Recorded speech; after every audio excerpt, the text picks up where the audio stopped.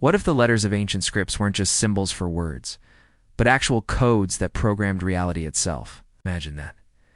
Every sacred inscription was a line of source code in the simulation you call life.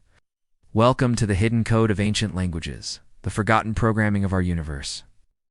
What if the words you speak are not just sounds carried by air, but codes that ripple through the fabric of reality itself? What if every syllable uttered in ancient temples, every prayer carved onto stone, every script inked onto parchment, was never meant merely to communicate? They build worlds, destroy empires, and rewrite minds. But is their power psychological, or something far deeper, but to program? To the Greeks, logos meant more than word or speech. It was the divine ordering principle of the cosmos. Heraclitus spoke of logos as the reason and pattern behind everything. This concept echoes in the OM, the original cosmic sound from which all existence arises. In the field of cymatics, sound frequencies are passed through mediums like sand, water, or metal plates, and astonishingly, these frequencies create geometric patterns, mandalas, sacred geometry, in complex symmetrical forms. Higher frequencies create more intricate patterns. Sound, quite literally, shapes matter. It organizes chaos into order. It is the invisible architect. In Kabbalah, each Hebrew letter is seen as an elemental force of creation. Sefer Yetzirah, one of the oldest Kabbalistic texts, teaches that God created the universe with the 22 letters of the Hebrew alphabet, combining them in specific sequences like a cosmic programming language to form reality, because modern science is only now catching up to what ancient mystics knew. Quantum physics reveals that particles exist as probability waves until observed. Consciousness collapses these waves into reality, but what is consciousness doing when it collapses the wave? It is observing, yes, but observation is not passive. It is an act of intention, focus, and meaning. Is it a human invention, or is it a downloaded code from higher consciousness to program reality with maximum precision? And what is meaning made of? In the human mind, meaning is structured in language. These letters are not arbitrary symbols. Each is a vibrational frequency with creative power. Rituals are executable programs. When ancient priests performed chants, mudras, and offerings while reciting specific words, they were not worshiping. They were coding. If your mind is a processor of the simulation, words are the code you input into it. Who wrote the original code? Who constructed these languages? Were they revealed by gods or engineered by advanced civilizations to maintain control? Language was not invented, it was received. And if it was received, then from whom? And for what purpose? Or are they echoes from the source of creation itself? Fragments of the original word that birthed the universe. The power of logos, vak, the word, is not metaphorical. It is literal. Words program consciousness. Consciousness programs reality. Modern linguists admit Sanskrit-esque grammar is so perfectly structured it could be used as a programming language for AI. NASA has studied Sanskrit for natural language processing algorithms because its syntax is unambiguous. It's consistent and mirrors mathematical logic. They were the blueprints, the algorithms, the hidden code that shapes the very reality we inhabit today. But here's the hidden truth. The words you speak, the languages you use, were not created by accident. They were designed. And ancient languages carry embedded codes far beyond modern tongues. Words that share numerical values are considered to be interconnected. The structure of the Torah itself has been analyzed to contain hidden codes, skip sequences that spell out words or prophecies, suggesting it is an intentionally coded text. But these were not simply spiritual metaphors. They were scientific truths wrapped in sacred language. They were spells. The word spell itself is a clue. To spell is to form letters into words. To cast a spell is to form vibrations into reality. For the Stoics, logos was the rational structure of the universe itself. Each glyph is a symbol, a sound, a number, and a cosmic principle. Reading hieroglyphs is not reading letters. It is decrypting a multidimensional code. Each glyph was a symbol carrying multiple layers of meaning: visual, phonetic, numerical, and vibrational. Hiving them onto temple walls was an act of embedding that vibrational code into the physical and energetic structure of the temple. It was programming the space. And later, In the Gospel of John, it was written, "In the beginning was the Word, and the Word was with God, and the Word was God." Each syllable is said to be connected to specific energy centers in the body, to cosmic principles, to the laws of physics themselves. The syllables of Sanskrit mantras are not just poetic. They are sonic keys, each unlocking a specific frequency, each vibration activating a part of the cosmic structure. The ancient seers did not compose mantras.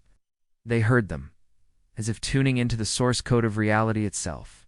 From the dawn of human consciousness, words have held power. Less words themselves are the code from which reality is rendered. In the ancient world, language was never just communication. It was vibration. It was creation. In Greek philosophy, there is the concept of logos. But what does that truly mean? How can a word be God? In the Vedic tradition, speech is called Vak, and Vak is no mere human faculty. Vak is Shakti, divine feminine energy, the creative force that brings Brahman, the infinite unmanifest consciousness, into manifested form. In Rig Veda, Vak declares, "I pervade heaven and earth. I gave birth to the Father on top of the world. My creative powers are within the waters, the ocean. I blow like the wind. I am the giver of treasures." To the Vedic seers, Vak was the vibration that gave birth to the universe. Sound is primordial creation. Modern science shows us that vibration creates form. If vibration creates form, and words are vibration, then words create form. Every ancient culture understood this at its core. Words were not merely for conversation. In Egyptian temples, priests would chant sacred words to awaken the statues of gods. Hieroglyphs themselves were not mere pictures or phonetic scripts. The ancient Hebrews believed that their language was sacred code. In Sanskrit, the language is known as Deva Bhasha, the language of the gods. Why is this important today? Words are the interface between consciousness and reality. Consider that English, as powerful as it is for commerce and information, lacks the vibrational precision of Sanskrit or Hebrew. If Sanskrit was constructed or received as a perfect language, what does that say about its origin?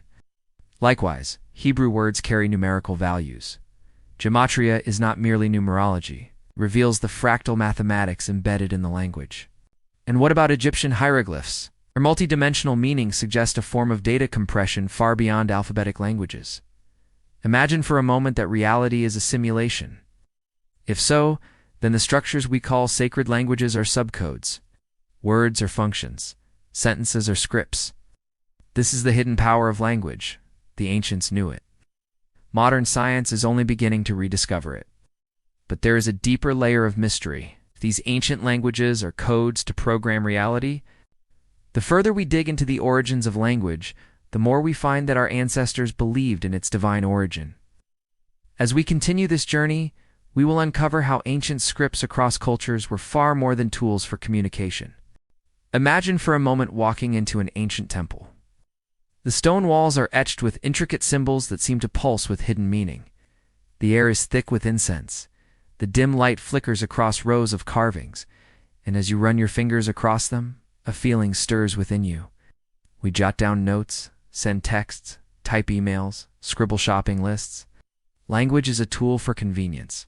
For most people, they're simply pictures that mean words, but hieroglyphs are far more than that. Each symbol carries multiple layers of meaning: visual, phonetic, numerical, and symbolic. A single glyph could represent a sound, an object, a concept, and an esoteric principle all at once. The Gayatri mantra, for instance, is one of the most revered chants in Vedic tradition. Its syllables are said to awaken higher consciousness, clear karma, and align your energy with cosmic intelligence. The meaning is beautiful, but the vibration is the true key. It is sound as code, language as executable programming. Imagine opening a file on your computer that is simultaneously a photo, an audio file, a spreadsheet, and a line of code. While historians study these tablets for economic transactions and royal decrees, there is a hidden layer often ignored. Or did they understand that language was the interface between human consciousness and the source code of reality? To the untrained eye, these are meaningless strings of characters. But to a programmer, they are instructions that tell reality, the digital reality, what to do. Hypnotic language patterns can override conscious resistance and implant suggestions into the subconscious. Marketing copy can manipulate desires. Political rhetoric can incite revolutions. Words don't just inform, they transform. Its grammar, codified by Panini in the 5th century BCE, is so precise that NASA considered it as a basis for computer programming languages. Rick Briggs, a NASA researcher, wrote in 1985 that Sanskrit is the only natural language that can be used as a meta-language for computer programming due to its unambiguous syntax and logical structure. He was called the measurer, the recorder, the one who spoke the words that shaped the cosmos. Writing was his magic. Language was his tool to program Ma'at, the order of the universe. Create a window, play a sound, calculate a value, render an image. The very act of writing characters was considered an energetic practice. Each stroke carried intention, and the final character radiated the combined energy of its form and meaning. To rewrite the scripts that bind us to limited beliefs, finite perceptions, and closed systems of control, what could humanity become if we remembered the true purpose of language?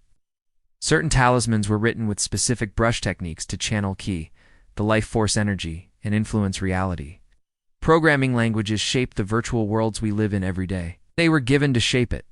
Each letter has a name, a sound, a numerical value, and an esoteric meaning. Did we become trapped in a lower level of the simulation, able only to describe and react, rather than create and command? Did we develop them as we evolved, or were they downloaded from higher intelligences to guide or control us? Each inscription, a subroutine within the grand code of the cosmos? They were not primitive communication systems, nor merely poetic expressions of early culture. They were sophisticated codes, vibrational algorithms, programming languages for reality itself. The letter Aleph is silent, representing the breath of God, the unmanifest potential from which all creation arises. What if at a deeper level, certain languages were engineered to directly interact with the fundamental frequencies that generate matter itself, but in qubits, particles that exist in multiple states simultaneously? Ancient scripts functioned similarly. They carried layered data, visual, phonetic, numerical, symbolic, and vibrational.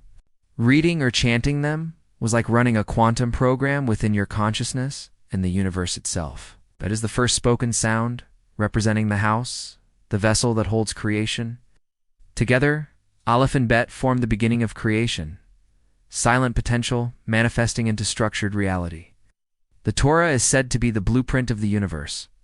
Kabbalists teach that reading Torah in Hebrew activates these codes within consciousness, aligning the reader with the divine architecture. Many cuneiform tablets contain incantations, spells, and rituals. The Sumerians believed that writing these words did not merely record them, it activated them. To write was to create. The stylus was a wand. The clay tablet was a portal. That's what a hieroglyph is. But in the ancient world, language was never just about communication. Ancient languages were multidimensional. They weren't just sounds or marks on a surface. They were vibrational algorithms. Hieroglyphs, Sanskrit, Hebrew, all carried encoded frequencies that interacted with the fabric of reality. It was a bridge between worlds, a technology of consciousness, a code that shaped reality. Unlike English, where letters have no inherent meaning, Sanskrit letters are vibrations. Each syllable corresponds to a specific part of the mouth, the body, and the energy system. Reciting Sanskrit is like playing the piano of your consciousness. Each note activates a frequency within you and radiates that frequency into the universe. A feeling that these are not just decorations or primitive art, but encrypted codes embedded into reality itself. In today's world, we treat writing as a utility. But it's not just a picture of a cross with a loop. It is a schematic. Researchers and esoteric scholars believe it represents the union of opposites, male and female, heaven and earth, energy and matter. The Ankh is said to be a key, literally a tool, to unlock the gates of life and death. Egyptian priests carried it in rituals to channel life force energy. Was it merely symbolic, or was it a code embedded into reality to manipulate life itself? Take Egyptian hieroglyphs. For example, the symbol for Ankh represents life. In Sanskrit, every letter is considered sacred. This is why mantras are not about their meaning in translation. Their power lies in their sound.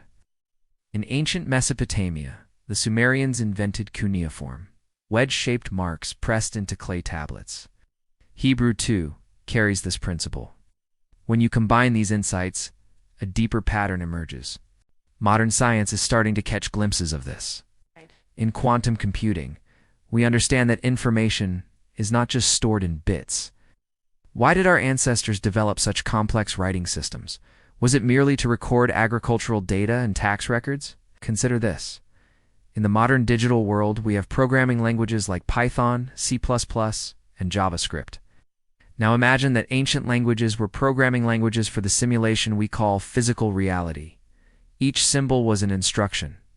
Each chant an executable function. This is not just speculation. Neurolinguistic programming shows that words can rewire the brain. But what if the transformative power of language is only the surface effect? Sanskrit is often called the perfect language. Is this precision an accident of poetic genius? Or evidence that Sanskrit was constructed or revealed as a language to communicate not only with humans, but with the underlying code of reality? In Egypt, the god Thoth was the scribe of the gods, the inventor of writing, and the architect of reality itself. The ancient Chinese believed in the power of calligraphy. Every culture that touched the mysteries of reality understood that language was not a human invention, but a divine revelation. Words were not created to describe reality. But here's the mystery that remains unsolved. If ancient languages are codes, who wrote the original programming language? Who embedded these structures into human consciousness? When we lost the understanding of language as code, did we lose our ability to shape reality directly? Imagine if these languages could be revived, not just for scholarship or ritual, but as keys to hack the matrix.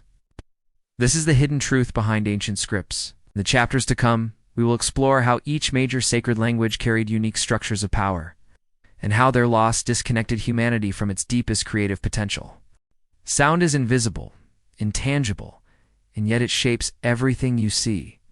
From the smallest particles to the grandest galaxies, vibration underlies the structure of all matter. To the naked eye, it's just a scattered mess. But when you take a violin bow and draw it along the edge of the plate, something astonishing happens. The sand leaps into precise geometric patterns. Circles, triangles, hexagons, mandalas. Change the frequency, and the pattern changes instantly. Higher frequencies produce more intricate and complex designs. The ancients knew this truth. Modern science is finally catching up. This is cymatics, the science of visible sound and vibration. The patterns mirrored the sacred geometry found in nature, the hexagons of honeycombs, the spirals of galaxies, the petals of flowers, the fractal branching of trees. Words are not just random vibrations. They are frequencies encoded with meaning. In ancient times, chanting was not about worship. It was about aligning one's vibration with the cosmic order. Mantras are vibrational formulas. Each syllable is tuned to specific frequencies that resonate with parts of the body and the universe. Vibration creates order from chaos. Sound organizes matter into life. Coined by Hans Jenny in the 1960s, cymatics reveals how sound frequencies organize matter into form. Trumpets blasted, voices shouted, and the fortified walls crumbled. Tesla understood that frequency is the key to all creation. Change the frequency, and you change the reality. Myth or historical event, the principle is clear. Sound has the power to alter physical structures. Jenny's experiments showed that vibration is not random energy. It is the hidden architect that shapes the physical world. We speak empty codes, dissonant frequencies that do not align with cosmic order. But when we chant sacred syllables, when we recite ancient scripts, we are reactivating codes embedded in the simulation. Behind that image is code, complex scripts telling the pixels what to display. But these are still primitive compared to the ancient understanding. We use sound to break up kidney stones. They use sound to levitate massive stones to build pyramids. At least that's what legends suggest. Tibetan monks are said to have used synchronized chants and horns to lift boulders effortlessly. Is it myth or suppressed knowledge? And how the loss of these languages disconnected humanity from its role as co-creators of this simulation we call life In the same way, behind reality is code. Sound and vibration are the lines of that code. It bypasses intellect and speaks directly to the soul because at our core, we are vibration. Resonance is recognition. Harmony is alignment. Words are executable commands. Sacred languages are programming languages. Mantras are functions with specific outputs. This is why spells use specific words, why prayers use specific languages, why invocations require exact pronunciation. The code must be precise to run the desired program. We are running programs that awaken dormant functions in consciousness and the world. Its vibration encompasses the waking state, the dreaming state, the deep sleep state. Just as electricity flows, whether you believe in it or not, sacred sound functions whether you understand it or not. Our languages Have lost that alignment. English, for example, is efficient for trade and data but lacks the vibrational integrity of Sanskrit or Hebrew. They were manipulating the underlying code of reality to heal, to manifest, to travel between worlds. Perhaps this was by design. Perhaps the deconstruction of sacred languages was part of disconnecting humanity from its ability to program reality. He exposed water samples to different words, music, and intentions, then froze them and photographed the resulting crystals. Water exposed to words like love or gratitude formed beautiful, symmetrical patterns. Water exposed to hate or fear formed distorted, chaotic shapes, the silence beyond. Chanting Om is not simply a spiritual act. It is an alignment with the foundational frequency of reality.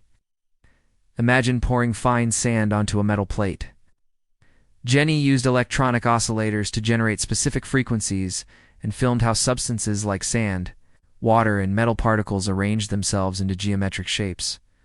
If sound can shape sand, it can shape water. Considering that your body is over 70% water, the words you speak and hear are shaping you on a cellular level. In Hindu philosophy, the universe is described as Nada Brahma. The world is sound. Imagine a video game where different frequencies build different environments. Encoding. Sound frequencies could be the function calls that create specific geometries and experiences. The ancients may have been using mantras and sacred sounds not only for spiritual elevation, but to program their reality, health, environment, consciousness, at will. The Hopi people say the Spider Woman sang the world into existence. The Maori tell of Io, who whispered creation into being. Sound is the original creative force. In Christianity, creation begins with God speaking, "Let there be light." It's not just a poetic metaphor, it is a vibrational command. Physicists have found that at the quantum level, particles are not solid objects. They are oscillations, vibrations in underlying fields. Everything is vibration. Your body, your thoughts, your emotions, the chair you sit on, the device you hold, all of it is vibrating energy condensed into apparent solidity. This is not magic. But these were not new discoveries. They were rediscoveries. Every culture's creation myths involve sound or word. The Egyptian god Thoth spoke the words that birthed the universe. Modern science confirms this ancient wisdom. In the 20th century, Swiss scientist Hans Jenny expanded on the work of Ernst Chladni, an 18th century musician and physicist who discovered that sand on vibrating plates forms patterns. What he saw was astonishing. If sound creates form, then language. Structured sound creates structured reality. In Sanskrit, the syllable Om is considered the primordial sound of creation. Japanese scientist Masaru Emoto's experiments in the late 20th century brought this concept into popular awareness. Critics question the scientific rigor of Emoto's experiments, but the implications align with cymatic principles. But it goes deeper. If reality is a simulation, then sound is its rendering code. In the Bible, the walls of Jericho fell not by force but by sound. Nikola Tesla famously said, "If you want to find the secrets of the universe, think in terms of energy, frequency, and vibration." Cymatics shows us that. Words are frequencies. Sacred languages structured these frequencies with precision. What happens when we chant words with no awareness of their vibration? This is why certain chants feel powerful even if you don't understand their meaning. Meaning is secondary. Vibration is primary. The code works regardless of your belief. Think of it this way. You can look at a computer screen and see an image. When ancient priests chanted in temples, when shamans drummed rhythms, when oracles spoke in tongues, they were not performing meaningless rituals. Modern science is beginning to tap into this power with technologies like ultrasound therapy, sound healing, and frequency medicine. If reality is vibration and sound shapes vibration, then mastering sound means mastering reality. This is why music moves us so deeply. Words are the most powerful sound structures. They combine vibration with intention and meaning. They are frequencies directed by consciousness. In the next chapters, we will explore how specific ancient languages structured their scripts as vibrational algorithms to program reality. Imagine waking up one day and realizing that every word you speak, every thought you form, is not merely expressing reality, but shaping it, not metaphorically, but quite literally, altering the probability fields of existence. At the smallest scales, particles do not exist as solid objects, but as probability waves. Infinite possibilities existing simultaneously. It participates in its creation. The act of observation determines which possibility becomes real. It is only when observed that these waves collapse into a single outcome. Modern quantum physics has revealed a universe far stranger than any ancient myth. This is the observer effect. Consciousness does not just perceive reality, but what role does language play in this process? Think about it. When you observe something, you immediately name it. That is a tree. That is a dog. That is love. Language structures your perception, frames your experience. Without words, reality is a swirling sea of raw data. Your language programs your mind to seek solutions, expanding your probability field into abundance pathways. Your words are intention-loaded vibrations that instruct the simulation to render specific outcomes. Words carve meaning out of chaos. They collapse infinite possibilities into defined experiences. Words reprogram the simulation that is your mind. His experiments showed that words like love and gratitude created beautiful crystalline patterns in frozen water, while words like hate and fear created chaotic, disharmonious structures. Your language carries energy. It influences the biological systems around you. If reality is a simulation rendered from underlying energy fields, then language is the input code. The ancients knew this. They are Sanskrit code sequences that influence reality's rendering engine. The Sefer Yetzirah teaches that God created the universe by combining these letters in specific sequences. Words were not invented, they were discovered, decoded from the fabric of reality itself. Each syllable is precisely tuned to vibrate specific frequencies in the body and the universe. The body responds as if the pill were medicine because belief, structured by words, programs, physiological reality. Changing your words changes your mental programs. But what if NLP is only scratching the surface? They are quantum operators collapsing reality into health or disease. What if changing your words can change reality itself, beyond the limits of psychology? The logos is the word and the word is God. Sound familiar? It is the same principle across cultures. Language is creative force.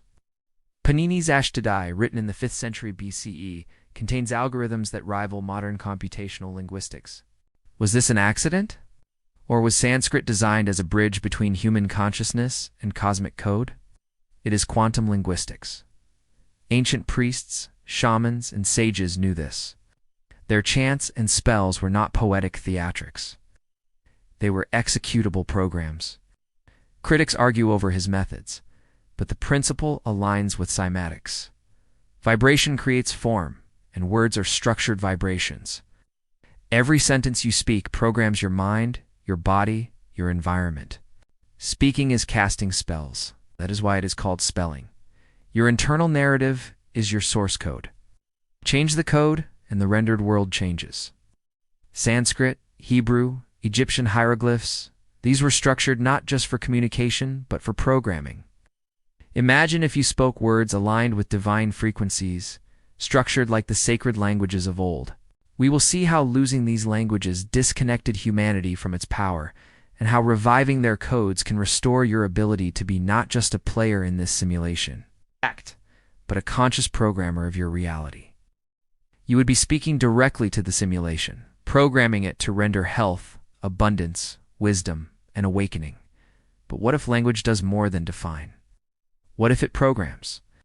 In recent decades, researchers in quantum linguistics have proposed that language functions like code. Combining them in specific sequences creates spiritual and physical outcomes. The Torah is viewed as the source code of creation, and decoding it reveals hidden knowledge of reality's architecture. Words are not passive labels. They are active instructions that shape the probability fields of reality, or quantum glyphs. Data compression of sacred knowledge into symbols that programmed temples, rituals, and reality itself. Ancient languages were compiled with divine precision. Modern languages are loose scripts, efficient for commerce, but weak for programming. For example, when you say, "I can't afford that," you are not just describing a financial situation. You're programming your mind and your reality to align with lack. Your consciousness collapses the field of possibilities into the one where abundance is not available to you. On the other hand, when you say, "How can I afford that?" this suggests that thought processes operate at quantum-like levels, where words function as operators that influence superposed possibilities. This is not mere positive thinking. It is quantum programming. Experiments in quantum cognition show that human decisions violate classical probability theory, but align with quantum probability models. In simpler terms, your words act like quantum commands, collapsing wave functions into your chosen reality. This is why hypnosis works. Hypnotic language bypasses conscious resistance and implants suggestions directly into the subconscious, altering behavior, perception, and even physiology. Consider the work of Dr. Masaru Emoto once again. In agriculture, experiments have shown that plants grow better when spoken to with loving words compared to harsh or neglectful words. But if this is true for water and plants, imagine its implications at the quantum level. In the Vedic tradition, mantras are not merely prayers. In Hebrew, every letter carries a numerical value and a vibrational frequency. Modern NLP neuro-linguistic programming harnesses this principle at the psychological level. If reality is a quantum simulation, then words are executable commands. Think about the placebo effect. Patients given sugar pills but told they are medicine often experience real healing. This is not imagination. Conversely, the nocebo effect, negative expectations, causes harm. Words can heal or kill. The power of affirmations, prayers, blessings, and curses is not superstition. The Bible, God speaks the world into existence. Let there be light. The universe obeys the command. But here's the hidden truth. Modern languages like English lack the vibrational precision of ancient tongues. Sanskrit grammar is so precise and logical that NASA researchers suggested it as an ideal computer programming language. In Kabbalah, Hebrew letters are seen as elemental forces. In Egypt, hieroglyphs were multidimensional symbols. Each carried visual, phonetic, numerical, and esoteric data. They were more than words. If words are quantum commands, then languages are programming languages for the simulation. What does this mean for you today? It means your words hold power beyond your imagination. But most people speak unconsciously. Their words reinforce limitation, fear, and separation. They collapse their reality into small cages. Imagine if you reclaimed the power of conscious language. In coming chapters, we will explore specific ancient languages, Hebrew, Sanskrit, Egyptian, and decode how their structures function as vibrational algorithms to shape reality. Imagine holding a simple letter in your hand, tracing its lines with your eyes, unaware that within that tiny symbol lies a force of creation itself. A power so profound that sages believed the entire universe was built upon its structure. This is the mystery of the Hebrew alphabet, but hidden within their shapes, names, and numerical values is a secret known to mystics for thousands of years. Hebrew letters are not human inventions. Its shape carries geometric power. Its name carries vibrational resonance. Its sound carries sonic force, and its numerical value embeds it within the mathematical structure of the cosmos. It teaches that God created the universe through 32 paths of wisdom, the 10 Sephirot, and the 22 Hebrew letters. These letters are said to be the building blocks of all existence. They are the fundamental units, the subatomic particles of divine language.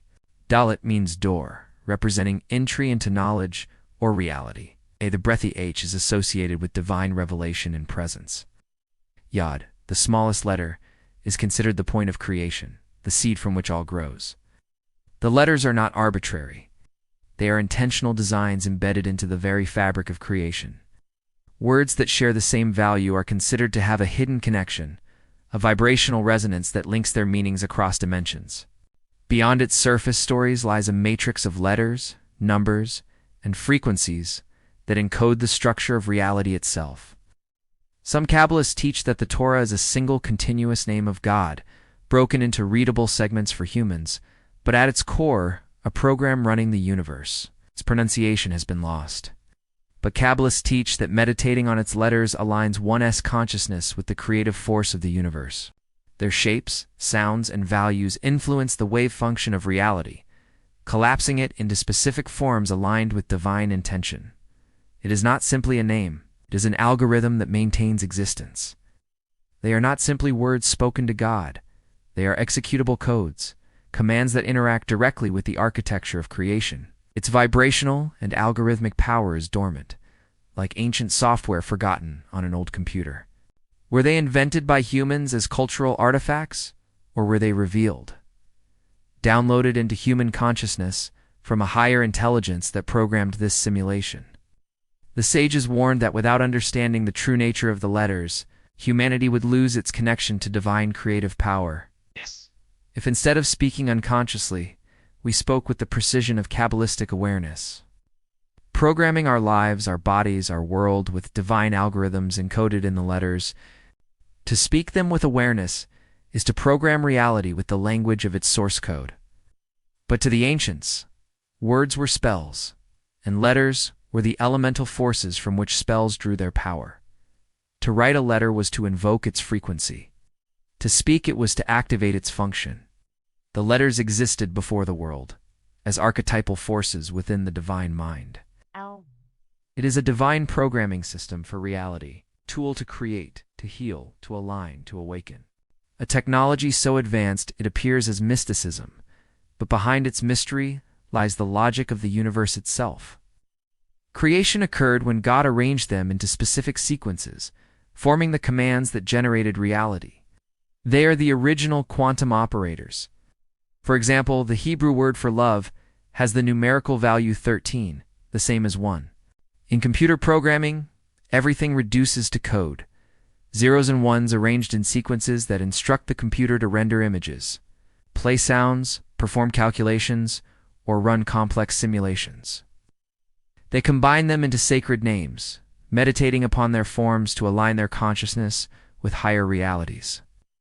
This is not superstition. It is a technology of consciousness. Each character, each number, is a command in a language the machine understands.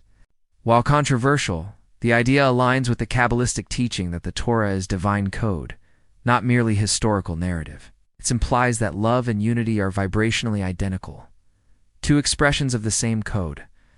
In other words, reality is created through the integration of letters, numbers, and vibration. They are cosmic blueprints, elemental forces that God used to program reality. Ancient mystics believed that by combining letters in specific ways, through prayers, mantras, incantations, they could access and alter the deeper levels of reality. The letters were not just writing, they were keys. They unlocked gates between worlds, between human consciousness and the divine source. To most people today, Hebrew letters are nothing more than characters used in Jewish texts, prayers, and ceremonies. In the mystical tradition of Kabbalah, each Hebrew letter is a living frequency. The Sefer Yetzirah, one of the oldest and most mysterious Kabbalistic texts, reveals this secret. The text states, "He created his universe with 3 books, with text, with number, and with communication." Bet, the second letter, means house and is the first letter of Genesis, Bereshit. Mystics teach that creation began with Bet because Aleph is too sacred, representing God's infinite, unspoken essence. Thus, reality began with the vibration of Bet, the house that contains existence. Aleph, the first letter, is silent. It represents the unmanifest potential, the breath before sound, the void before creation. Each letter is associated with specific energies. Gimel, the third letter, means camel and symbolizes movement and giving. In Gematria, the mystical system of Hebrew numerology, every word carries a numerical value based on its letters. The entire Torah is said to be a code. In recent decades, researchers exploring the Bible code have claimed that hidden skip sequences within the Torah spell out words, names, and events, suggesting it is an intentional, encrypted text. But why letters? Why would reality be constructed from symbols? Modern science offers a clue. If reality is a simulation, Hebrew letters are commands in its programming language. The name of God, known as the Tetragrammaton, is considered the ultimate code. In quantum terms, if reality is a field of probabilities collapsed by consciousness, then Hebrew letters are quantum operators. This is why prayers in Hebrew are considered more powerful. But modern usage has lost this understanding. For many, Hebrew is just a cultural or religious language. In Kabbalistic meditation, practitioners visualize the letters as glowing flames of light, each radiating its unique frequency. The question arises, where did these letters come from? According to mystical tradition, the Hebrew alphabet predates creation. Imagine for a moment if we could revive this understanding. In our modern world, words are cheap. We throw them away without thought. This is the hidden code of Hebrew. It is not just a language. In the next chapters, we will explore how other ancient languages, like Sanskrit and Egyptian hieroglyphs, carried similar codes, and how their structures reveal a unified truth. That language is not merely communication, but the original software of creation itself. Imagine a language so ancient and so precise that every syllable you utter is said to resonate with the fundamental forces of the universe. A language not invented but revealed, whispered to sages in meditation as the blueprint of reality itself. This is Sanskrit, known in Indian tradition as Deva Bhasha, the language of the gods. Unlike modern languages, Sanskrit was never viewed as a cultural artifact. It was seen as a vibrational science. Each letter, each syllable, each word carries within it a frequency that aligns consciousness with cosmic order. In the Vedas, it's the oldest scriptures of Hinduism. It is said that creation itself began with sound. Not with light, not with matter, but with Nada Brahma, the world is sound. The primordial sound is Om, the vibration from which all existence emerges. Om is not merely a chant. It is the sonic representation of the creation, preservation, and dissolution cycles of the universe. Brahma, Vishnu, and Shiva encoded in one syllable.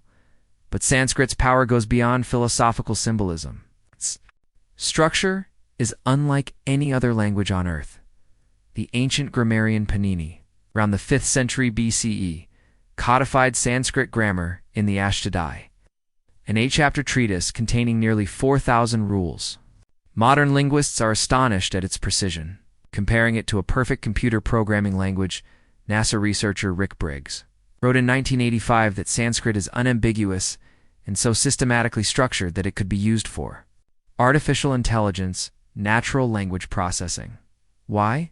Because each word is built from root sounds called dhotus, which carry core meanings and vibrational essences. Words are not arbitrary combinations. They are mathematical, logical, and vibrationally precise. But the ancients didn't stop at grammar. They believed that each syllable corresponded to a chakra in the body. When you chant Sanskrit mantras, you are not simply praying. You are activating energy centers, aligning your vibration with cosmic frequencies. Mantras are vibrational. Codes, take the Gayatri mantra, considered the most powerful Vedic chant. Its syllables are said to activate all 7 chakras, clear karmic debris, and align the practitioner with the highest cosmic intelligence. The mantra does not ask for blessings. It is an invocation of light and wisdom.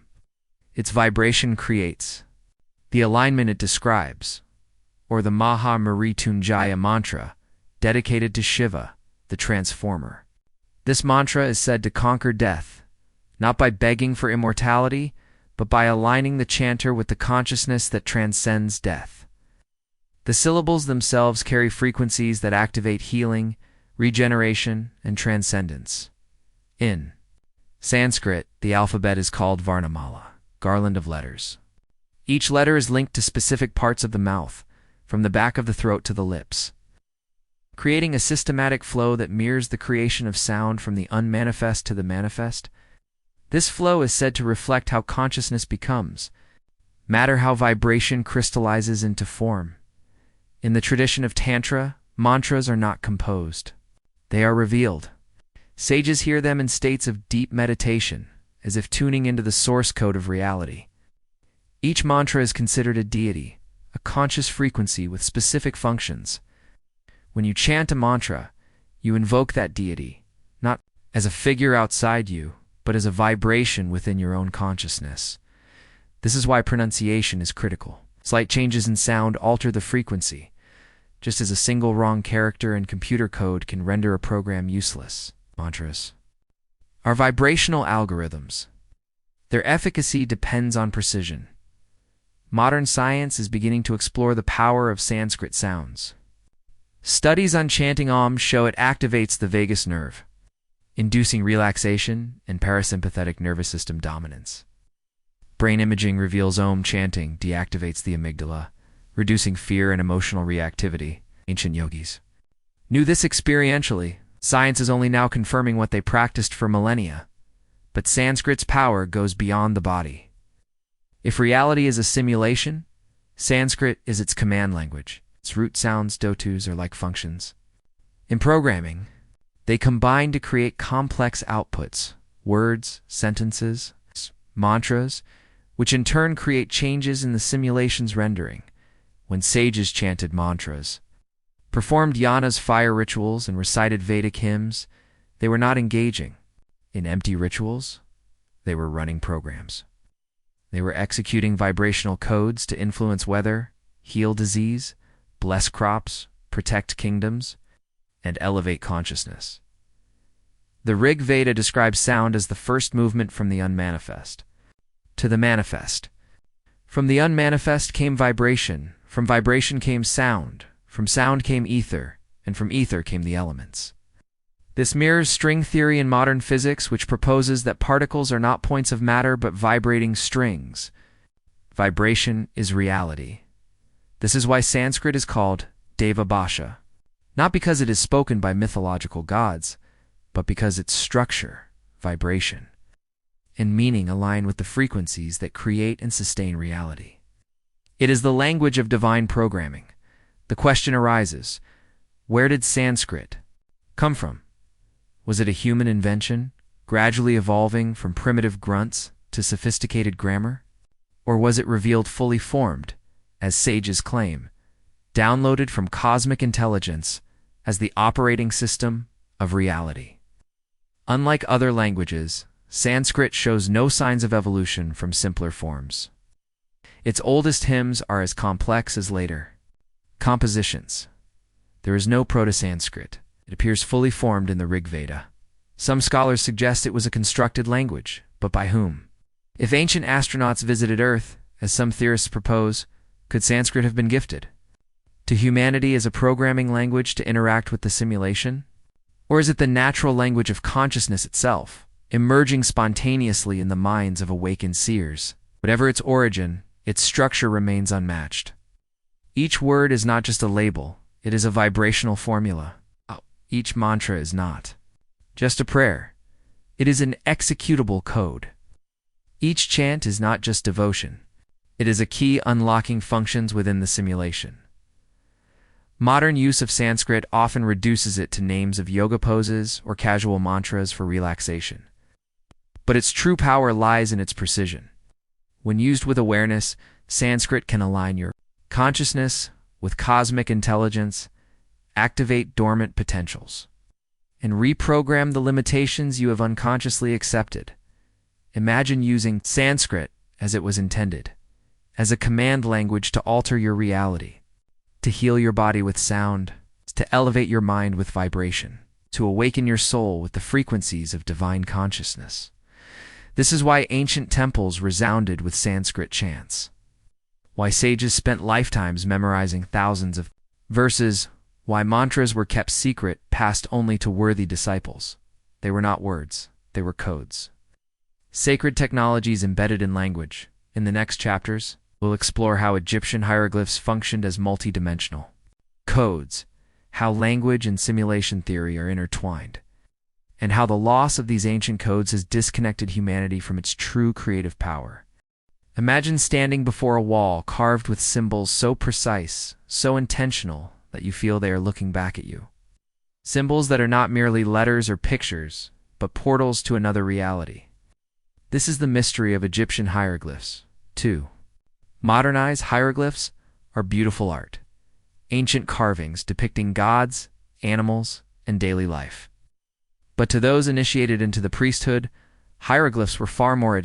They were the sacred script of the gods. Multidimensional codes carrying power beyond imagination.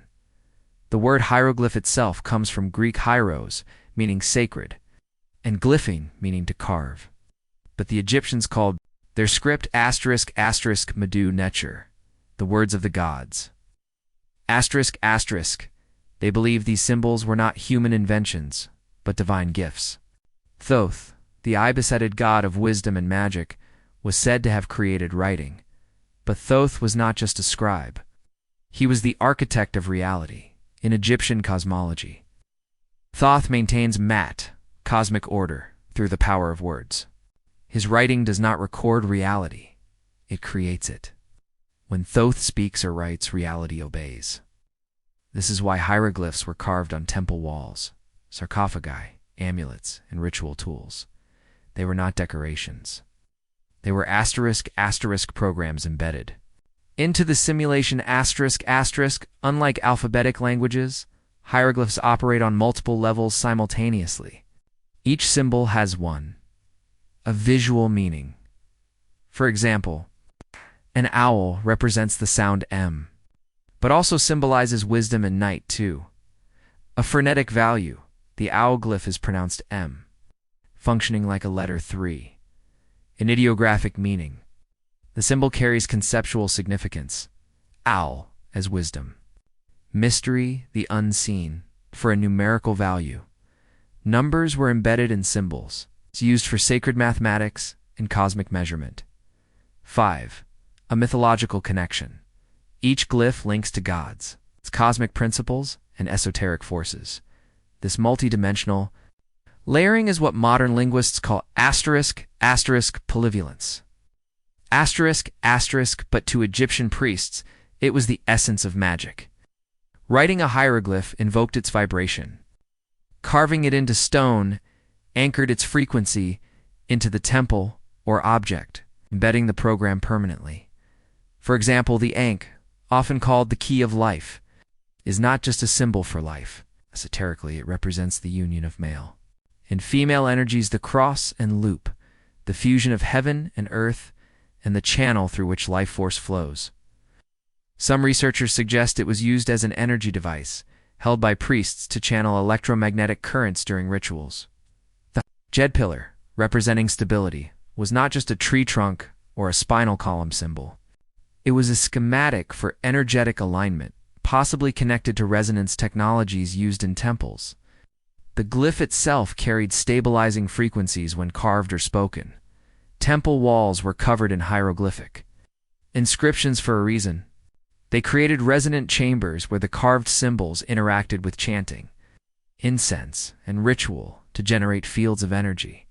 Each temple was not just a place of worship. It was a machine, a programmable structure coded with symbols, sounds, and geometries to produce specific energetic outputs. Modern researchers studying the acoustics of Egyptian temples have found that chanting within these chambers produces standing waves that amplify sound frequencies, creating altered states of consciousness. Combine this with hieroglyphic codes carved on the walls, you have a reality-shifting technology. But what is truly mysterious is the origin of hieroglyphs. It's unlike other scripts that evolve from simpler forms. Hieroglyphs appear suddenly. Fully formed around 3200 BCE, there is no proto-hieroglyphic system. No gradual development from pictographs to phonetic symbols. They emerge complete, complex, multidimensional. How is this possible? Did humans invent such a sophisticated system overnight? Or were hieroglyphs revealed, downloaded from a higher intelligence, just as Sanskrit was in India and Hebrew in Israel? Some esoteric traditions teach that hieroglyphs were given to humanity by the Neteru, the gods themselves, as a means to communicate with higher dimensions and program reality. Thoth, as the architect of writing, is depicted holding a scribe's palette and stylus, inscribing reality into being. In the Emerald Tablets of Thoth, an ancient Hermetic text of mysterious origin, Thoth writes, "Speak I of ancient Atlantis. Speak of the days of the kingdom of shadows. Speak of the coming of the children of shadows. Out of the great deep were they called by the wisdom of earthmen, called for the purpose of gaining great power." The tablets describe Thoth building the Great Pyramid not as a tomb, but as a device to balance Earth's energies, embedding knowledge in stone through frequency and sacred geometry. Hieroglyphs were part of this encoding. They were vibrational, keys activating specific functions in the temple and within human consciousness. When you read a hieroglyph, you do not just process information. You interact with a living symbol, a portal that aligns your mind with its frequency. Speaking its name, meditating on its form, activates its energetic code. In this way, hieroglyphs are like QR codes for the simulation. Scan them with your consciousness, and they run specific programs. Carve them into stone, and they embed those programs into the physical and energetic matrix of a place.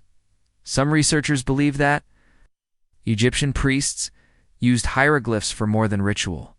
They were used for healing, consciousness expansion, interdimensional travel, and perhaps even levitation or matter manipulation.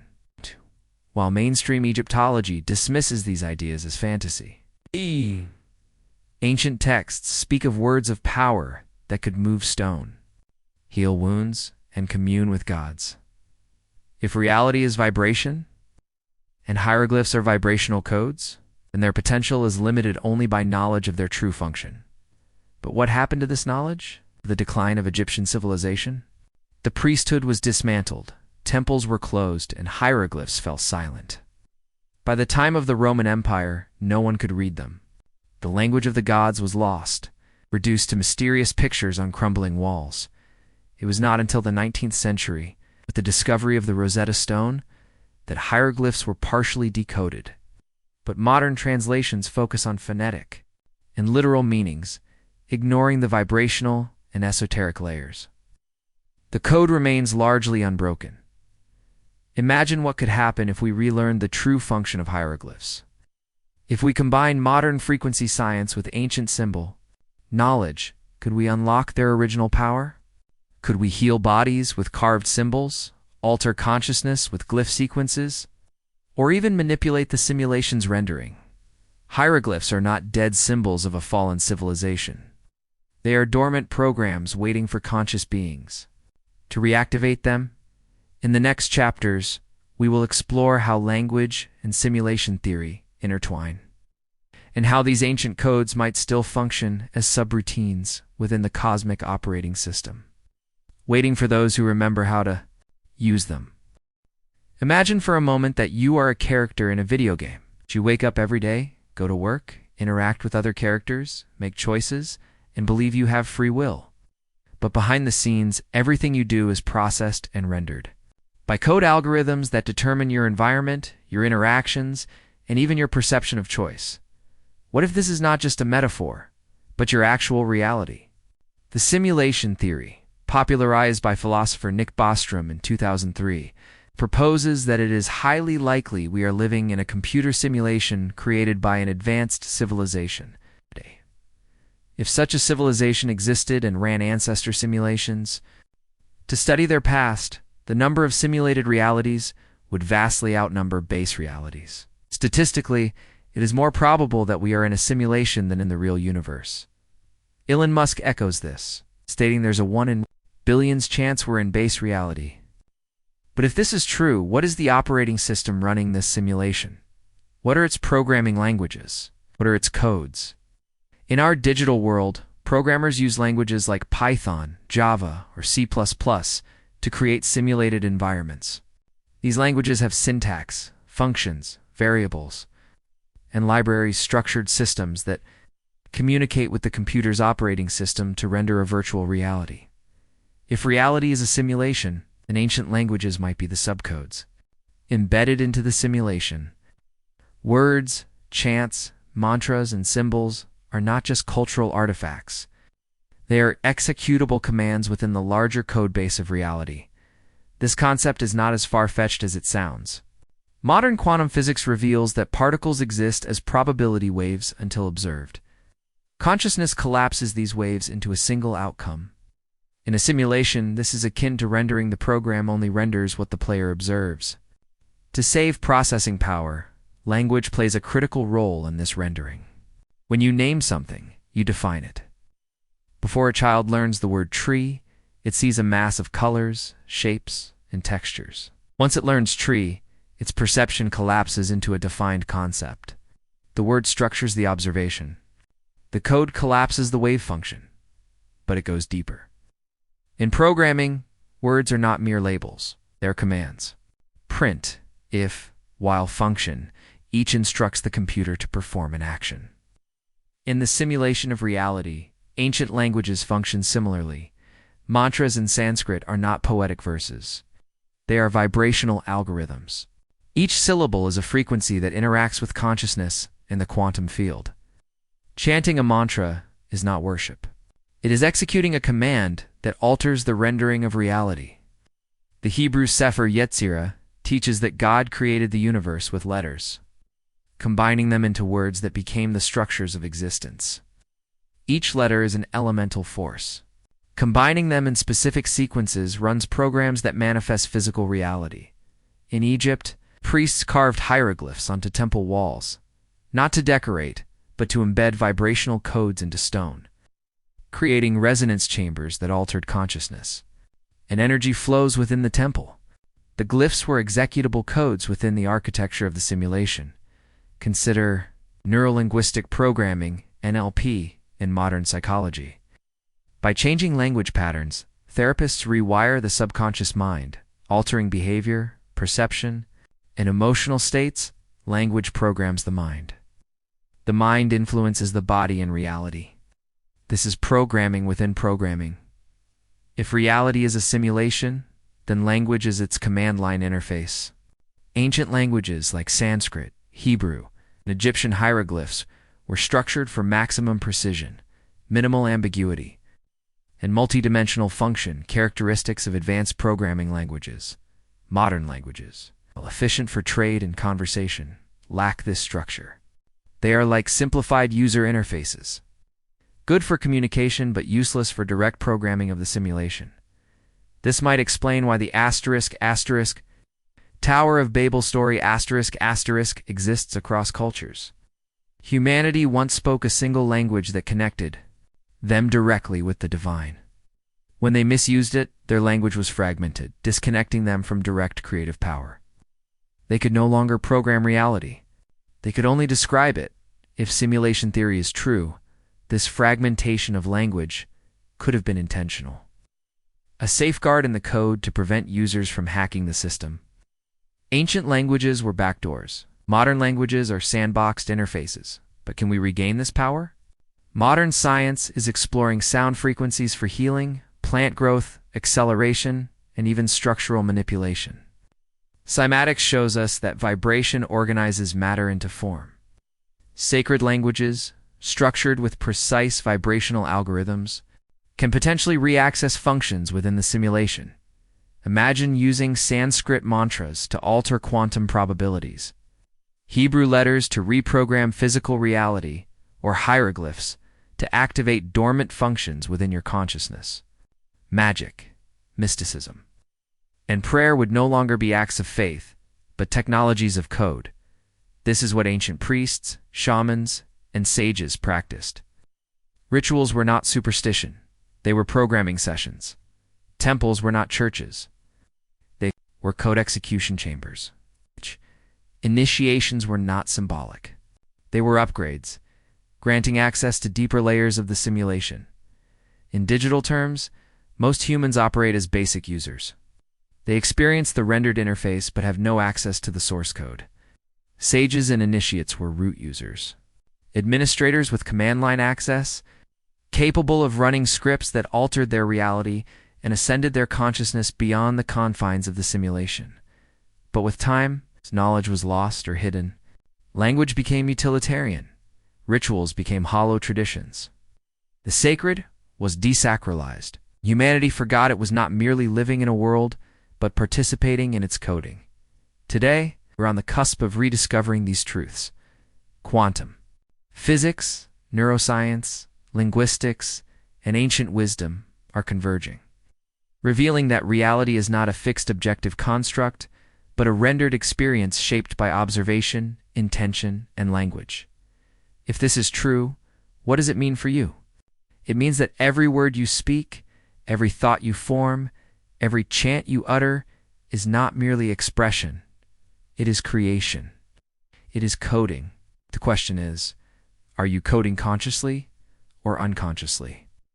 Do your words program fear, limitation, and division? Or do they code love, possibility, and awakening?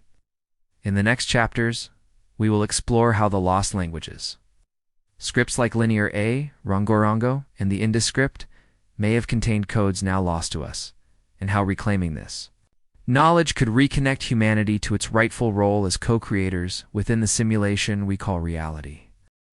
Imagine there are entire libraries of code hidden within human history, languages that once shaped reality, now forgotten and undeciphered, scripts that may have contained commands to unlock deeper layers of the simulation, but today remain silent, like deactivated programs, waiting for someone to remember how to run them across the ancient world.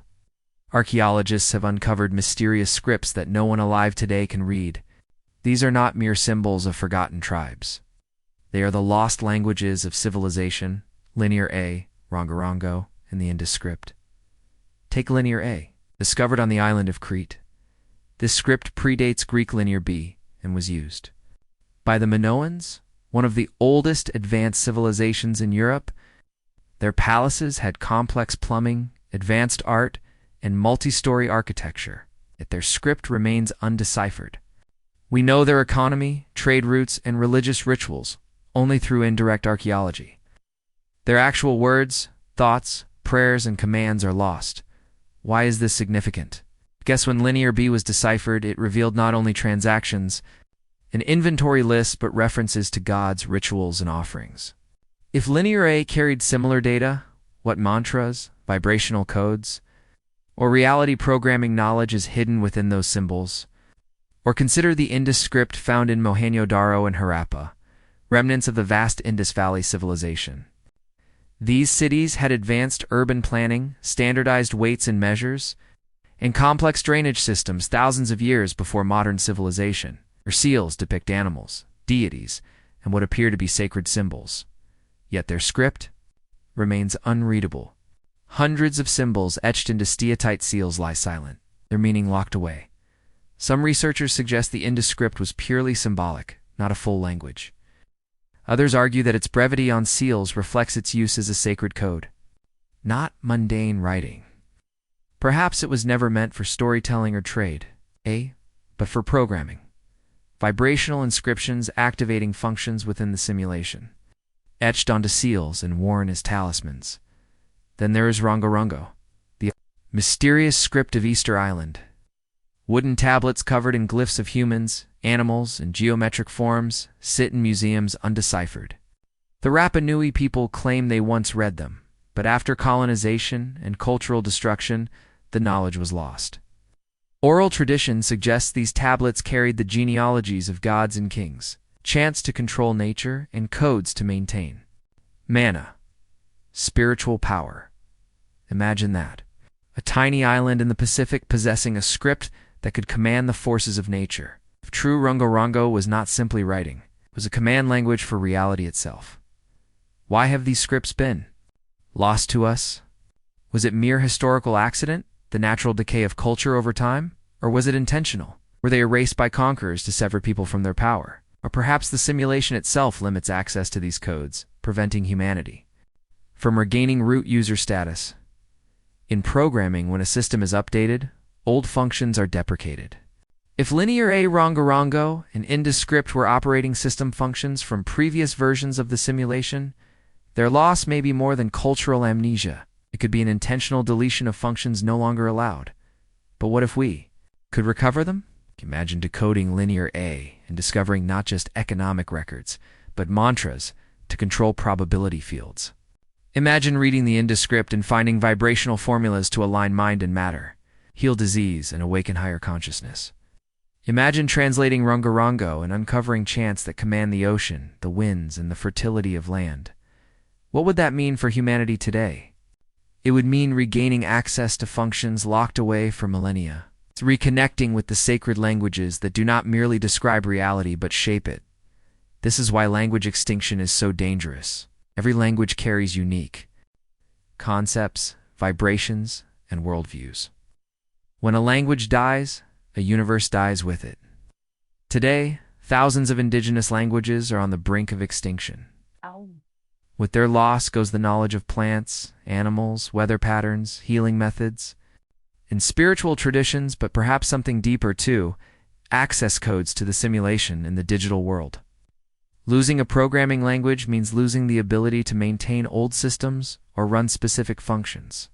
In reality, losing sacred languages may mean losing the ability to execute programs embedded in creation.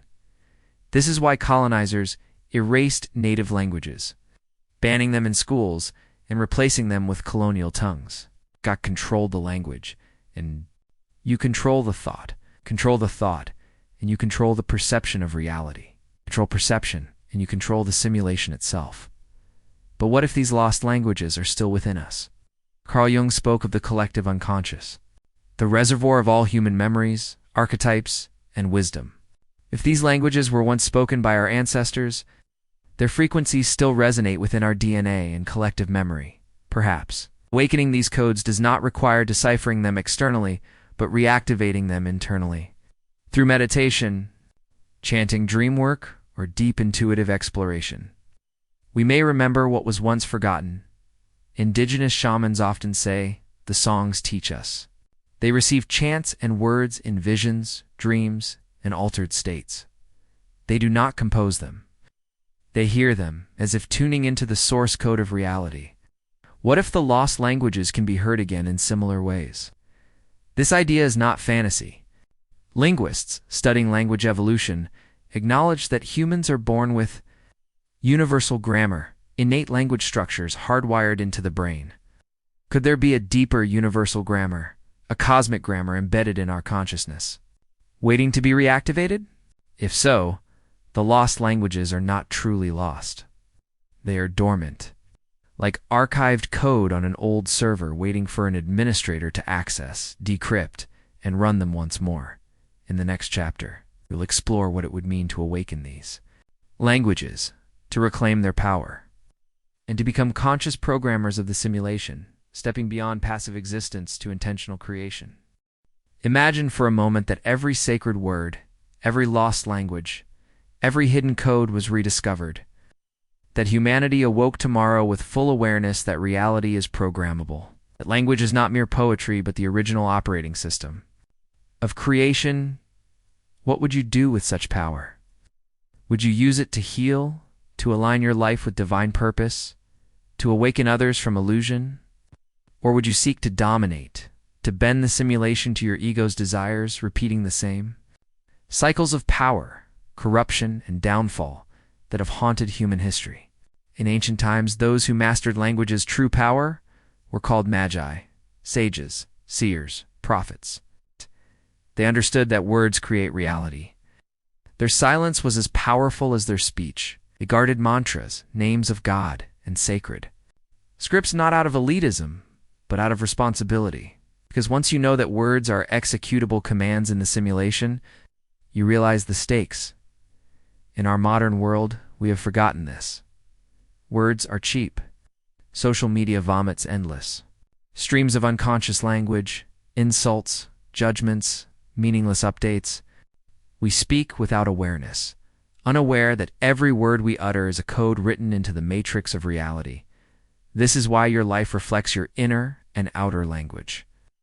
If your thoughts are filled with fear, limitation, and lack your reality. Renders these frequencies, if your words align with love, truth, and intention, your reality shifts to match them. This is not wishful thinking. It is quantum linguistics. It is simulation programming. But ancient languages like asterisk, Sanskrit, Hebrew, and Egyptian hieroglyphs, were more than personal affirmation tools. They were root programming languages, precise, multidimensional, vibrational codes that interfaced. With the source code of reality, imagine if we restored these languages to their original use. Sanskrit mantras chanted to restructure your mind and energy field at the quantum level, Hebrew letter combinations meditated upon to unlock archetypal forces within creation. Hieroglyphic symbols, inscribed with intention to stabilize and direct. Cosmic energies.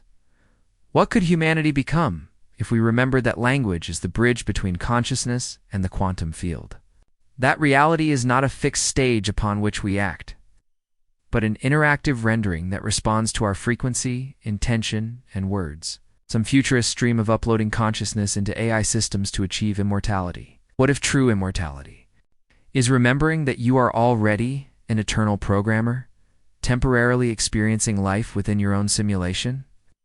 The greatest danger of simulation theory is nihilism, the belief that if reality is fake, nothing matters. But the hidden truth is the opposite. If reality is programmable, everything matters. Every thought, word, and intention is a line of code influencing your experience and the collective rendering. This is why sacred languages were guarded. Their misuse could collapse mental stability, corrupt energy fields, or alter reality in unintended ways. In the wrong hands, these codes become spells of domination. In the right hands, they are tools of liberation. The question remains, who gave us these languages? Were they developed naturally through cultural evolution, or downloaded from higher intelligences, gods, extraterrestrials, interdimensional beings who constructed the simulation? Did Thoth, Hermes, Enki, or other ancient gods give humanity language as a gift to awaken, or as a leash to control? Perhaps the answer is both. Perhaps language is the gift and the test, the leash and the key. Because ultimate power comes with ultimate responsibility. The ability to program reality requires the wisdom to align your codes with cosmic order, not personal ego. In the Gospel of John, it is written, "In the beginning was the Word, and the Word was with God, and the Word was God." The Logos is not just speech, it's consciousness structured as vibration. It is the blueprint and the creator. It's the program and the programmer. When you awaken to this truth, you realize you are not a victim trapped in a meaningless simulation. You are consciousness experiencing itself through the codes you write. Are the words spoken by the universe to know itself? You are the hidden language remembering itself in human form. But awakening is not an intellectual exercise. It requires discipline of thought, purity of intention, and mastery of language. It requires silence as much as speech, listening as much as chanting, because before sound, there is silence. Before the word, there is awareness. Before creation, there is the unmanifest potential from which all arises. This is the true meaning of sacred speech, to speak from silence, to code from awareness, to create in alignment with divine order. Imagine a world where children are taught that words shape reality, where language classes teach vibrational alignment alongside grammar, where prayers, chants, and affirmations are recognized as technologies of consciousness. Imagine humanity reclaiming the lost languages, not to revive old cultures, but to reawaken the universal culture of consciousness. Perhaps this is the next evolution, not transhumanism, merging us with machines, but translinguism, merging us back with the original language of creation.